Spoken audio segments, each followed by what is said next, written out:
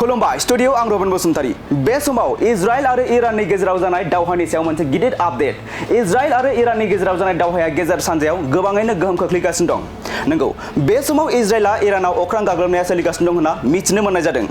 सुलुंनिफ्राय मिथिनो मोनबावनाय बायदिब्ला इजराइलनि गाहाय मन्थ्रि नेतान्याहुनि रौनिया हानजाया सोलिबाय थानाय गाग्लोबनायजों इराननि पारमानेन्ट थावनिफोरखौ नोजोर होबाय थादों होनना मिथिनो मोनबावनाय जादों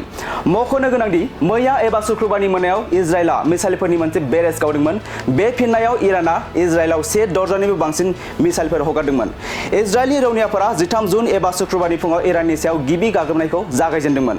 बे अपारेशननि मुंखौ अपारेशन राइजिं लाइन दोननाय जादों बे अपारेशननि सिङाव इजराइलआ 200निबो बांसिन दावहा नांग्रा बिरखंफोरखौ बाहायनानै इराननि 100नि बांसिन थावनिफोराव गाग्लोबदोंमन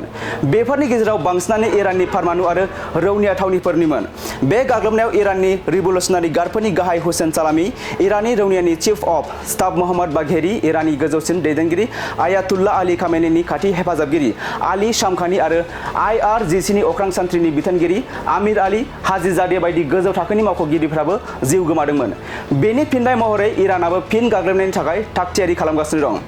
इराननि बेफोर गाग्लोबनायनि गेजेराव इजराइलनि रौनियाफोरा फोरमायदों दि इराना मिसाइल गाग्लोबनायखौ जागायफिनबाय होनना फोरमायदों इजराइलनि रौनियाफोरा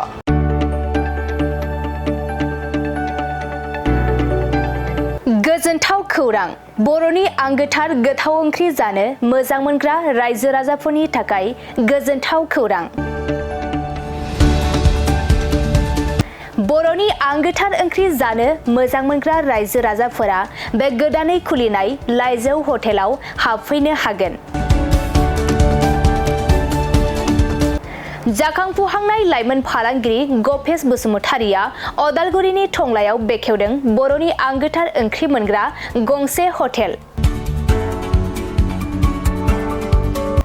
अदालगुरि जिल्ला टंलानि मिउनिसिपाल बर्ड मावख'नि साखाथियाव गोदानै बर'नि गोग्गो जानाय आदारनि गंसे लाइजौ मुंनि हटेल बेखेवदों अदालगुरि जिल्लानि सिङाव थानाय फालांगिरि नोगोर टंलायाव गोदानै खुलिनाय बे लाइजौ हटेलाव बर'नि दोरोङारि जाग्रा आदारजों लोगोसे गोबां जाग्रा आदारफोरबो मोननो हागोन गोदानै बेखेवजानाय बे लाइजौ हटेलाव अमा बेदर बोरमा लकेल ना साम' नारजि अनला खारै थास' मैथा आरो नाफाम आरो गोबां आइटेमफोरखौ मोननो हागोन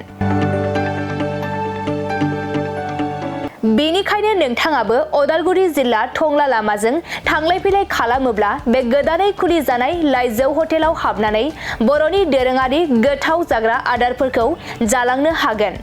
आरो नोंथाङा नैबे 9101758967 जानबुं नम्बरनि गेजेरजों खौरां लाहरनानै आबुङै मिथिना लानो हागोन